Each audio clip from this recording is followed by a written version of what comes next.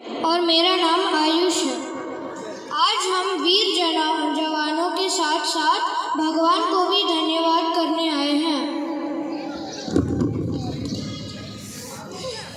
वक्रतुंड महाकाय सूर्यकोटि समप्रभा निर्विघ्नं कुरु मे देव सर्वकार्येषु सर्वदा।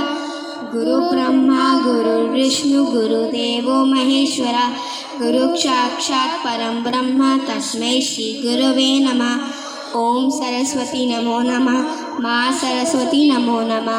विद्यादायिनी नमो नमः। हंसवाहिनी नमो नमः।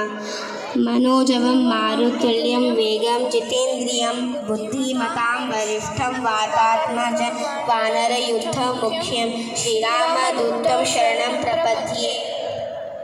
ओम सत्यवाचे नमः। अथ नाम रामायणः।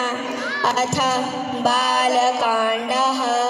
शुद्ध ब्रह्म परात्पर राम कालात्मक परमेश्वर राम शेषतल्प सुख निद्रित राम ब्रह्माद्यमर प्रार्थित राम चण्ड कुल मंडन राम श्रीमद्दशरथ नंदन राम कौसल्या सुखवर्धन राम विश्वामित्र प्रियधन राम घोरटाटकाघातक राम मारीचादि निपातक राम कौशिकमख संरक्षक राम श्रीमदहल्योद्धारक राम गौतम मुनि संपूजित राम सुरमुनिवर्गन संस्तुत